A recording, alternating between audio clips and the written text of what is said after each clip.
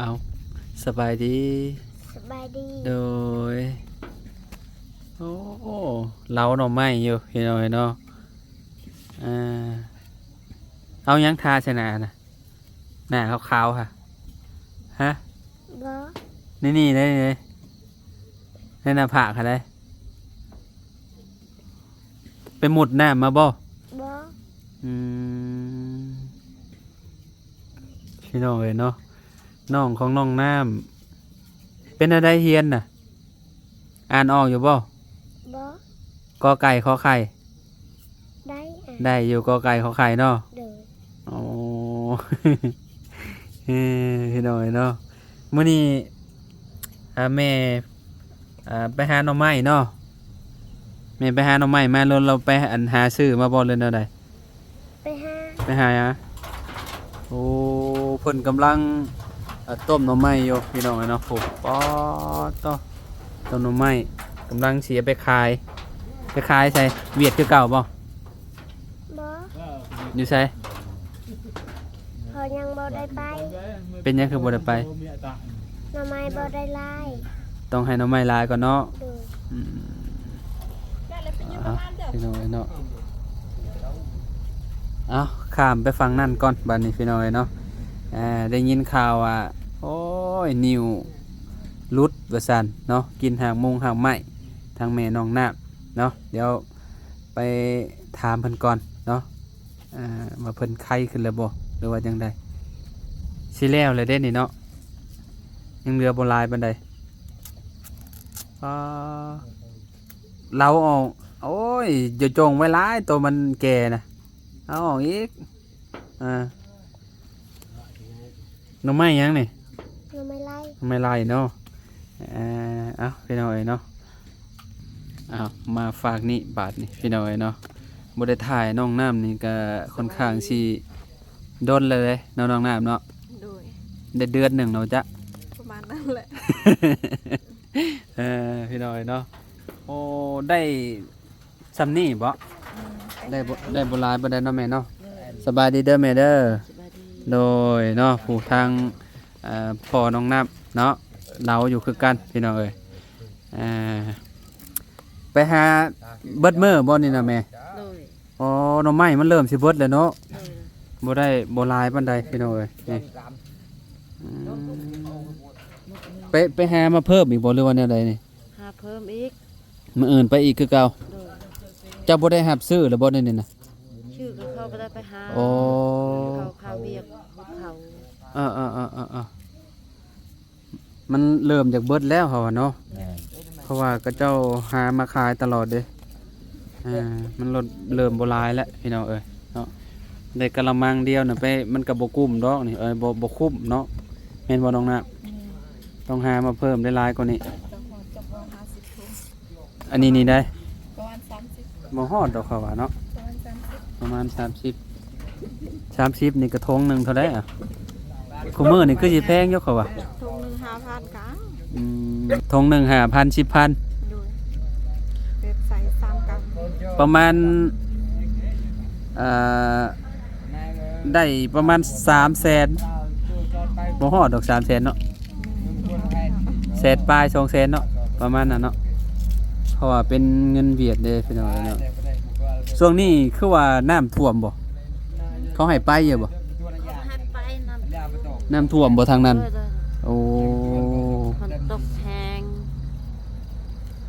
พายุเริ่มสิมาทางเฮาแล้วได้นี่พายุสิมาอีกเลยก็บ่ฮู้ว่าทางนี้สิตกแฮงซำใดแต่ว่ามันมืดแฮงแหละพี่น้องตอนนี้เนาะมืดแบบว่ามันก็ยังคันลมอยู่คะแนนบ่มีลมนี่เขาว่าเรียบร้อยแล้วนี่ตกแฮงแล้วนี่ฝนนี่โอ้อันนี้คือบ่แข็งแฮงน้องน้ำเป็นยังไงตู้อันคือว่านิ้วรุดบ่เห็นอยู่ในคลิปบ่ตูนรุดจากลูกเลยฮะอันหนึ่งใหญ่บ่บ่ใหญ่บันไดซ้ำไม้อันนี้โอ้ซ้ำไม้อันนี้พี่น้อยนะซ้ำนิ้วนางไว้นิ้วนางมันซ้ำนิ้วนางคนแล้วพี่นิ้วก้อยนิ้วก้อยไปใส่เบิ่งน้องน้ำ สำนิ้วก้อยเจ้านี่นิ้วก้อยเจ้าก็ยังบักใหญ่เด้ แม่นซ้ำนี่เลย เออสำนิ้วก้อยเลยเนาะอ๋อไข่อยู่บนนั่นนี่น่ะเบิดระยาเจ้าน่ะ ยาหมดเลย เออกินแหละเวลาเจ้าไปเหี่ยวออกแบบมันกระลุดออกมานำเลยบ่ เด้อ อืม บิด จอดรัตไม้จอดไม้ตอน เหี่ยวล่ะดุ จอด แบบว่าเพิ่นให้กินนั่นนี่กินน้ำข้างไม้นี่ตั้งน้ำเลยนี่เนาะ เด้อ กินแบบกินดุๆหั่นน่ะพี่น้องเนาะกินแล้วกินอีก ปวดบ่าว คะแนนว่ามันสลายได้คือสิดีเนาะแต่ว่าอันนี้นิ่วมันลายแล้วมันบางอันมันใหญ่เลยเด้เนาะมันรุดยากบัดนี้พี่น้องเอ้ยเนาะคะแนนมันรุดเบิดเนี่ยโอ้สบายเลยแม่น้องนาบ่ยากผ่าตัดเลยแม่เนาะเวลานั่งแบบนี้ก็ยังเครื่องๆอยู่เนาะ ยังเจ็บ แล้วก็ชอด เออ มึงไงชาวบ่าวปวดบ่าวเด้อ ก็เราก็ มันบ่ได้เจ็บแฮง ไฟบ่าว พออยู่ได้เนาะอืมตะกี้เราอยู่บ่ได้พี่น้องเอ้ยเนาะตอนนี้ก็ ครับ ตะกี้เนาะน้องน้ำเนาะเห็นมาตอนเฮามาตอนนั้นก็เพิ่นอาการเพิ่นแบบเพิ่นสิไปหาหมอแล้วเพิ่นแบบเวลาเพิ่นเจ็บแล้วเพิ่นก็บ่อยากฮอดข้าวฮอดหยังหั่นน่ะแต่ว่าก็คือคนเจ็บเนาะเฮ็ดแนวใดเนาะแต่ว่าตอนนี้ก็ไปหานั่นหานี่ได้เนาะแม่เนาะ เด้อ อืม ใจเลย ก็ตอนนี้ยังรออยู่บ่เพิ่นฝากมาให้เลยบ่ แม่ FC อยู่ฝั่งไทยทางบ่อตูนบ่ แม่ อืมโอ้คักแล้วใช่พี่น้องเอ้ยเนาะมียาดีแบบนี้เนาะเฮาก็อยากได้อยู่เฮาก็ได้ซื้อเอาก็พอซื้ออยู่ได้พี่น้องเอ้ยเนาะคะแนนว่ามันดีหั่นน่ะ ลูกก็เป็นคือกัน ฮะจักบ่ฮู้คือกัน บ่ได้ฮู้ว่าบ่ได้เคยไปกวด ว่าอยากได้คือกัน ยังอยากได้หั่นแหละอยากเอามากินลองเบิ่ง เนาะ บ่เป็นนิ้วอยากกิน เอ้าคนเฮามันต้องมีได้น้องน้ำเอ้ย โอ้ย เจ้าเชื่อบ่คนเฮาน่ะมันหักบ่เจ็บซื่อๆก็มีทุกคนนั่นแหละแต่ว่ามันสิใหญ่หรือน้อย นี่น่ะมันเจ็บอยู่ หึ แต่แล้วตะเบา เจ็บก็เจ็บหั่นแหละเนาะพี่น้องเอ้ยเนาะตอนนี้ก็แล้วเรียบร้อยเนาะนั่งแบบนี้ก็เจ็บแอวเนาะนั่ง กาดไปกันหน่อย พี่น้องเอ้ยเนาะแล้วเรียบร้อยแล้วแต่เว้นอยู่นี่เนาะน้องน้ำเนาะ อังกาไปก็บ้านเลย อ่า ตาแตะบังเข้า โอ้ได้กะละมังหนึงพี่น้องเอ้ยเนาะเป็นจังไดอันซัมโมโนแล้วเรียบร้อย ยังทันแล้ว เอายังหมดแล้วบ่แม่ ยังทันแล้วคือยังเขายังทันโทร โอ้รอยเพิ่นโทรมาหาก่อน เลย ก็คือรูปยังชื่อยังจดแล้วเรียบร้อยบ่ เอาเลยเอาเลย เอาน้ำล้นแล้ว เหลือหน้าเขาแบบ น้ำล้นแล้ว คิดว่าไผเหี่ยวโจกๆเขากินนี่ เออเจ้าสิเฮ็ดหยังซะนั่นน่ะ ยังไม่แห้ง เฮ็ดหน่อไม้แห้งนะนี่น่ะ โดย อ๋อเอาไว้กินเองนี่เนาะ คล้าย เอาเห็ดคายพร้อมตัวโอ้อันตัวนี้มันนี่ได้โอ้ขอยคิดว่าทิมสะดอกบ่ได้ทิมเนาะต้องจักเอาอีกพี่น้องเอ้ยเนาะเห็ดจังมื้อแหละน้องน้ำเนาะเห็ดหน่อไม้นี่แหละ 2-3 มื้อเลย 2-3มื้อแล้วเนาะอ๋อธุรกิจสีเหลืองมาอีกแล้วจักมื้อได้แล้วเพิ่นสิได้ยาเนาะข้าวสุกแล้วบ่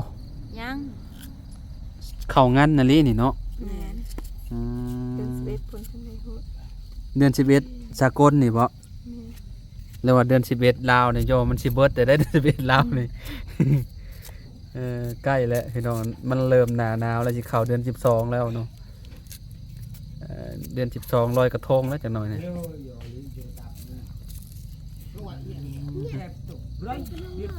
โอ้คิดว่าเพิ่นอันนั้นเนาะ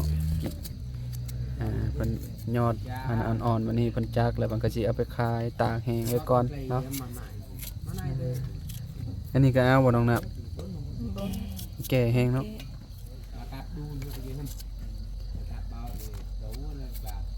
บ่ได้ไปหารับจ้างบ่เจ้า บ่หาหน่อไม้ เออดีใจนำแม่น้องน้ำเพิ่นพี่น้อยเนาะเพิ่นก็นิ้วเพิ่นหลุดไปแล้ว ทั้งหมดเท่าใดเกาะนิ้วเจ้าน่ะแม่ ห้า เพิ่นหมอว่าหาบ่ เลย อ๋อหาลูกนี่คือแบบที่สี่ที่ห้านี่คือสิใหญ่นะ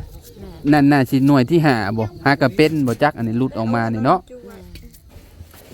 ที่สี่นี่คือแบบสิใหญ่อยู่ค่อยว่าคะแนนบ่อยากปาดนี่ก็ต้องสลายเอาเนาะ แม่น ใหญ่แฮงนี่สลายบ่ได้บ่จักข่อยเนาะ บ่ฮู้คือกัน หมอต้องผ่าอย่างเดียว ชอบ ใช่ เฮาพากับอันนั้น มันอยู่หม่องใดอันนิ้วนะ นี่มันอยู่ อ๋ออยู่น้ำหม่องนี่บ่ เลย ห่วยเหม็นบ่นี่เฮาก็รู้สึกเลย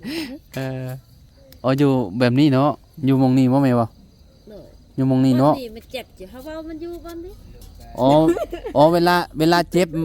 เจ้าเจ็บอยู่หม่องใดก็หม่องนี้เลย เลย อ๋อหม่องนี้เนาะ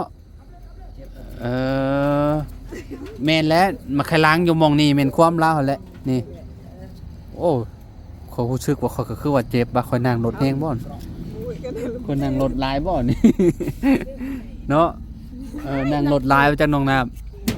แม่น รู้สึกว่ามันเสียบไหมอันตรายเว้ย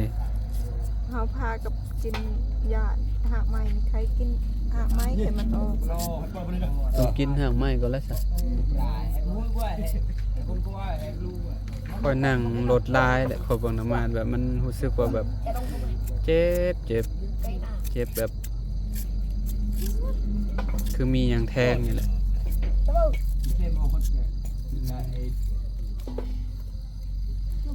ตัวที่ว่ามันอ่อนๆก็สิเก็บเนาะพี่น้องเก็บแล้วก็พานแบบนี้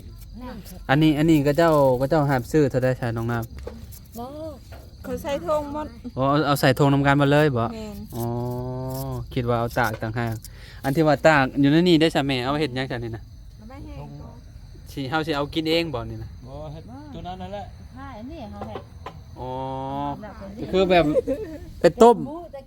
มก่อนบ่ เลย ไปต้มแล้วก็เอามาตากเมียน เลย สิแพงกว่าตัวนี้บ่ คือการ สำคัญเนาะ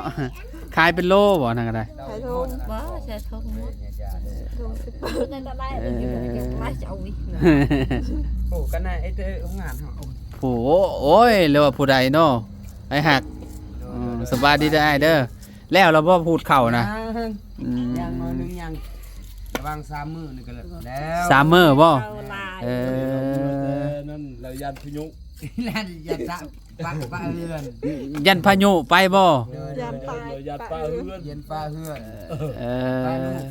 ยันปลาลูกปลาเต้าอยู่เฮือนติโอ้ลีได้ก็เจ้าว่าพายุมันเข้าวันที่20เท่าใดก็น้องน้ำ แปด 23 24 23 24นี่แหละมันเริ่มมาแล้วเห็นน้ำมันลมวุ่นๆอยู่ มื้อนี้วันที่23 มื้อนี้ที่23แล้วมื้อนี้ แม่น24 25 26นี่ประมาณนี่แหละก็เจ้าเว้านะแต่ก็บ่ฮู้ว่ามัน มื่นคือไปต่อ ผลน่ะมันสิแฮงบ่หรือว่ามีแต่ลมอันนี้ก็บ่ฮู้พี่น้องเอ้ยเนาะเพราะว่าเพิ่นเตือนมาแล้วดีแต่เฮาลงมาไวพี่น้องเอ้ยเนาะมากันลมแฮงอะลียอมรับว่าลมแฮงมื้อนี้วุ่นเลย ก็โดนด่าระงอกไปไกลเดี๋ยวไปหมดตรงหมดเกหมดหมด แปรด่วนน้องน้ำ เพิ่นว่าไปหาละไม้กลางคืนน้องเขาเว้าจังได๋เขาเว้าคนสูบยาไปหากลางคืน ไปหาหน่อไม้กลางคืนบ่ แม่น ละเลยไปหาตาไหน น้องน้ำผอมลงบ่จะผอมลงบ่จะจ่อยลงบ่ แม่น ฮะ จอยอยู่ ก็เราต้องเกิดงานกัน จ่อยลงบ่ได้กินข้าวบ่ กินอยู่ นายชื่อเนื้อตา พี่น้องว่าจังใดพี่น้องเนาะหรือว่าเบิ่งกลางคืนบ่ บ่ตั้งจอย จ่อยบ่ผอมลงได้เนาะของน้ำมันนี่ ยางฮะไปอ่ะ มันสิเท่ามันสิลงย่า จะกินข้าวบ่แซ่บบ่ โดย เฮ็ดเวียกหนักสิแหล้วเนาะเพิ่นว่าเพิ่นผอมลงพี่น้องเนาะ เพราะว่าข่อยก็ตื่นอยู่แล้วข่อยบ่ได้ถ่ายแล้วแต่เฮิงเลยเนาะย้อนบ่มีอาหารกินหลายเลยเนาะเนาะ กินแต่น้ำไม้มัน กินแต่น้อยก็งานเข้าแล้วพี่น้อยเนาะทางเป็นตู้นี่สบายแล้วเราเนาะบ่ค่อยเจ็บแล้วก็หน้าตาเราก็สดใสเราหา nào chú ạ là หาน้ำมันต์ใหม่ก็ได้เก่งอันนี้ก็เป็นวัดบ่นี่น่ะบ่นาง แม่ก็เป็นวัด โอ้ยเนาะ พ่อก็เป็นวัด สิระไปเงิน ต้องกินทิพพี่แล้วบัดนี้น่ะทิพพี่แพงสีเขียวแล้วบัดนี้ มันกระเพาะมันขึ้นเลย ôi bắt đầu này ôi phải như cặp đó dễ dễ à บ่มีบ่อันเพิ่งอยู่ไอ้ต่อแถวอันหมองเจ้าไปอันนั้นน่ะพูดเข้านะ ไปแล้วเว้ยอาการจิโน่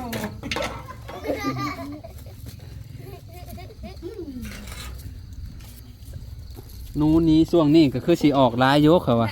เนาะมันออกหากินข้าวเนาะ này là này vừa cụ tệ Chị nói nó. กายมาน่ะอยู่แถวบ้านแก่งจองน่ะบ้าเจ้า ปีนี้ก็ได้หลายเนาะ กะเปะกะแปลกอยู่เนาะปีนี้บ่หลาย บ่หลาย cho bạn là เขาเล็กใจ เขาอันนั้นเขามี เขาพวก เขาต่อไม่ได้จ้ะ ไปไอ้ แล้วแต่มองข่อยกายมาอยู่เมืองพินน่ะก็เจ้าเอามาขายเริ่มหลายแล้ว หนูวายหนูหยังหั่นน่ะ แต่บ้านน้องบ่มี อันแถวเมืองพินน่ะอันพวกหมูปุงหมูป่าก็เจ้าเอามาขายพี่น้องเนาะขาเด้โลละ150,000ก็พอกินอยู่ เอ้ยไอ้จอยไอ้ อยู่หมองนี่ก็มีอยู่หมองทางอยู่บ้านกะลุกนะ กับแม่ป้าตับตัวไหนไปเอ็ดแหน่เวียน ขายพี่น้องเริ่มแรกๆเบิดเดือนนี่สิเป็นจังไดเนาะเพราะว่ามันสิเริ่มเข้าหน้าหนาวแล้วพักก็กินข้าวแรงแล้วบ่น้องนับ ยังมันทันกิน ยังบ่กินแกงหน่อไม้บ่ อายกินแต่บ่ ข่อยบ่กินมาแต่บ้านน้องหัวแล้ว มุกหน่อไม้ เขา กับปิ้งไก่ฮะ หานงัวตาย โหโชงัวตายมาใช่ไหม แต่บ้านช่วงเขาเมื่อ เป็นแนวใดงัวกระเจ้าเป็นหยังนั้นผูกแล้วมันล่มบ่เลยนะเลย ตายเขาชักยาได้จะดูกินกัน ลอง บ่ มันไม่ซักให้น่ะ ชักไปก็เพลยมา โอ้แม่นบ่น้องน้ำ ก็ซักยา เขามันเป็นหยังอันกระเจ้าสักยาใช่มั้ย อันนั้นยาอันนั้นเก็บ ยันติดฮัก ยันติดผักดี สักยาวัคซีนให้มันแล้วมันผิดยาบ่บัดนี้ ยันเพิ่นอันนั้นเก็บไปเพิ่นถือผ้า งัวนั้น โอ้โห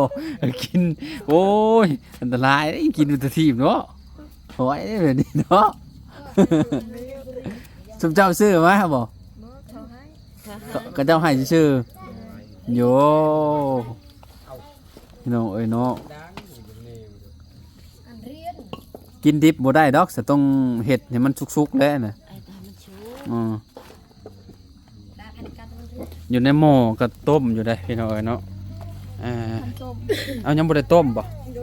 อันแหละเรียกว่าต้มได้ซะดอกต้มซื้อต้มน้ำซื้อซะเนาะวันเช้าใส่ โหควันไฟกุ่มๆบาดนี่พี่น้องเอ้ยเนาะต่ออ้อได้หน่อยเดียวนึงเริ่มมืดแห้งแล้วบาดนี่พี่น้องเอ้ยเนาะพายุมาเลยเด้อ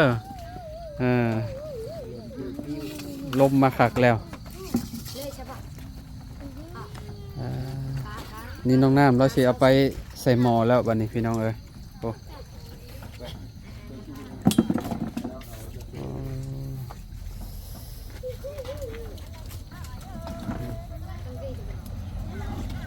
ควันกุ๊บๆพี่น้องเลยเนาะใกล้สิเบิร์ดล็อตมาแล้ววันนี้เนาะเริ่มสิโบมีแล้วเนาะต่อไปนี่ก็ยากแล้ววันนี้คันว่าสิหาหน่อไม้ขายก็ได้มีแต่อันน่ะแหนงมันอย่างเดียวบัดนี้คือเจ้ากับบ่ได้ ไปหามาขายให้เนาะนั่นนี่เนาะก็เจ้าหูดเข่าบ่เจ้าหูดเข่าบางคนก็เจ้าก็ไปหารับจ้างเนาะรับจ้างหูดเข่าหูดหยังน้องน้ำนี่ก็สมมุติว่าบ่ได้ขายนี่ก็เจ้าจะไปหารับจ้างหูดเข่าจ้ะอืมวันเท่าใดเนาะ วันเสร็จแล้ว วันละแสนกีบ ด้วย โอ้ถูกอยู่เนาะอยู่บ้านข่อยวันละเท่าใดจ้ะวะ150,000 200,000ผู้ใดโอ้ยควันโธ่พี่น้อยเนาะ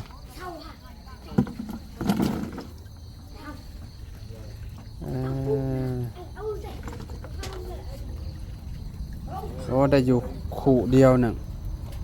2 ขู่นะ2 ขู่ป้ายเราไปหาเอาเองพี่น้องเลยเนาะมาแล้วก็มาปอกแล้วก็มาเล่าเนาะน้องน้ำมีเห็ดว่าเห็ด3 มื้อนั่นใช่ว่า3 มื้อน้องคือว่าคือได้สำนี้3 มื้อ 3 มื้อไปขายนี่ โอ้ ไปขาย2 มื้อ โอ้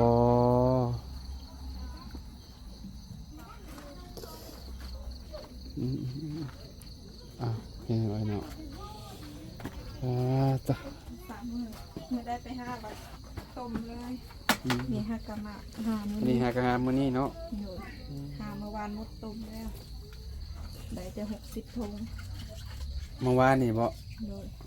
60 ถุงมื้อนี้ฮอดบ่50 บ่ฮอด เท่าไรจ้ะวะกะ ป เบิ่ ระ ง มาณ40-30ถุง 40 30โอ้โหสำแบ่งกันแท้40 30อืม เมื่อวานนี้2 โมง ฮะ เมื่อวานนี้ได้2 โมง เมื่อวานเลย2 หม้อโอ้2 หม้อใหญ่ๆแบบนี้บ่ แม่น อืม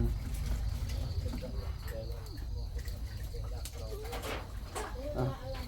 เนาะประมาณนี้แหละเนาะบ่ได้ถ่ายให้ FC เบิ่งน้องน้ำแต่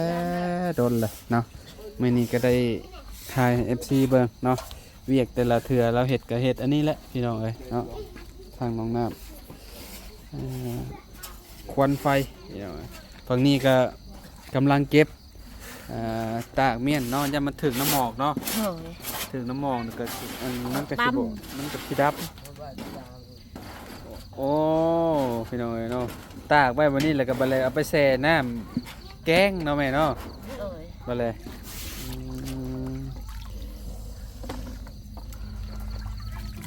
เอาจบบาดนี้มีแต่ไปหาเก็บทง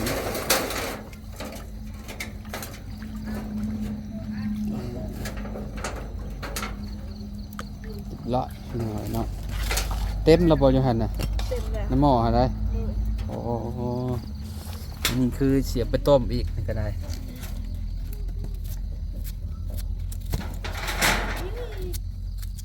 อากาศหนาวๆวันนี้บ่ยังอาบพ่อน้ำพุ่นแหละ นี่บ่อาบไปจ้ะ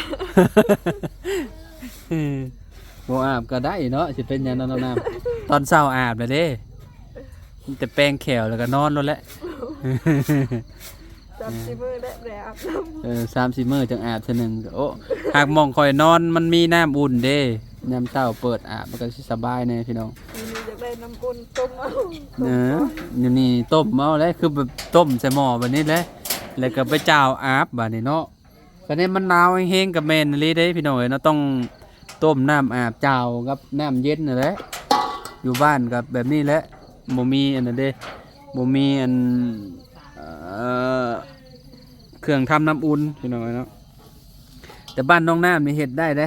เครื่องทำน้ำอุ่นเพราะว่าเรามีน้ำประปาในเฮือนเจ้านะแต่เฮือนข่อยนี่โอ้ต้องเฮ็ดแท่งน้ำอีกจังสิได้เฮ็ดน้ำอุ่นมีเงินอันนั้นก่อนพี่น้องสิเฮ็ดแท่งน้ำก่อนเอาแล้วก็ได้เปิดน้ำอุ่นนะโอ้สบายคืออยู่ในโรงแฮมเห็นอยู่บ้านพักนั่นแหละคักอยู่แบบนั้นน้องน้ำบ่ทรงจะอาบน้ำอยู่เขาว่าเนาะ บ่อาบไปจ้ะ บ่เป็นหยังดอกคนโสดเนาะ โดย อืม ว่าหยอกน้องน้ำเพิ่นพี่น้องเนาะคือสิอาบอยู่เนาะน้องน้ำเนาะ ขนาดงัว เบบ่เห็นมันอาบน้ำ งัวกับแบะบ่เห็นอาบน้ำติ โดยมันมีราคาคือกัน อืมเฮาเคยได้ยินข่าวว่าอันน้องหล่าเพิ่นไปอันน่ะบ่ แม่ ไปลงสวรรค์บ่ แม่เพิ่นว่าโดหันปีนี้เพิ่นว่าขาดซีโน่ ตอนนี้เราอยู่เซโนบ่ แม่น เออ แล้วแบบบ่ได้ฮอดสวรรค์ อ๋อฮอดแต่อยู่โฮมหมอเซโนนี้ แม่น อาการเราเป็นจังได๋เด้น่ะสาวแล้วเนาะ บ่ฮู้คือกัน เออหากนไปมื้อนี้รถแม่นบ่ เขาไปเมื่อ อย่า คื ละ น สิไป ประมาณ มา 4 โมง 4 โมง โด อ๋อย 4 โมงเช้า แม่น อ๋อหากนไปมื้อนี้แหละพี่น้องเนาะ4 โมงเช้าไปฮอดพุ่นจังโมงแล้วเนาะ โอ้โห ประมาณ ประมาณ7 โมงบ่ 7 โมง8 โมงเลยเนาะประมาณนั้นแหละเนาะอ๋อแสดงว่าห้องหมออยู่เซโนนี่แสดงว่าห้องหมอทหารเหมือนประมาณนั้น พี่น้องเอ้ยเนาะพาน้าสาวเราไปรักษาอยู่พุทธเนาะก็บ่ฮู้ว่าจักมื้อแหละเราสิมาพี่น้องเอ้ยเนาะกันว่ายังบ่มาง่ายก็สิไปเวลากลับบ้านก็สิแวะเยี่ยมยามอยู่พี่น้องเอ้ยเนาะอันนี้บ่ได้ฮู้เนาะว่าเพิ่นว่าเพิ่นพาน้าสาวเพิ่นไปรักษาอยู่พุทธหั่นน่ะอ๋อเพิ่นจะพากันนอนอยู่พุทธแหละเนาะหลายมื้ออยู่ดอกเนาะน้องน้ำเนาะ แม่น อืม ได้เลย3 อาทิตย์หนึง เนาะประมาณนั้นเลยเนาะโรคภัยไข้เจ็บพี่น้องไอ้เนาะมันบ่เข้าภัยออกภัยนี่แหละเนาะอ่าคนเฮาดีๆอยู่กับที่ก็มีโรคมีหยังก็มีพี่น้องไอ้เนาะเพราะว่าเฮาบ่ได้ไปกวดไปหยังเด้เฮาบ่รู้จักดอกคือน้องน้ำนี่ก็บ่ฮู้คือกันเนาะน้องน้ำ โดย อ่า โอเคสวัสดีน้องเนาะไปแล้วบาดนี้เนาะคำมือตื่นตาแล้วหาเขาบ่อนผักบ่อนเศร้าก่อนบาดนี้เนาะให้น้องน้ำเพิ่นแพ็คอันนี้ใส่ถุงเพิ่นนี่แหละพี่น้องเอ้ยเนาะเดี๋ยวเพิ่นต้มแล้วจังเล็กจังน้อยเพิ่นก็สิแพ็คเนาะก็ใช้เวลาบ่ดนบ่ได้ดอกน้องน้ำเนาะ โดยนั่นก็แล้ว โดยไปน้องน้ำสบายดีเด้อ FC เด้อพี่น้องเด้อมื้อนี้ถ่ายให้น้องน้ำให้เบิ่งนำกันตอนค่ำๆพี่น้องบ่กลัวพี่น้องป้ามืดบ่เห็นฮอดหยังบาดนี่สบายดีพี่น้องพอกันใหม่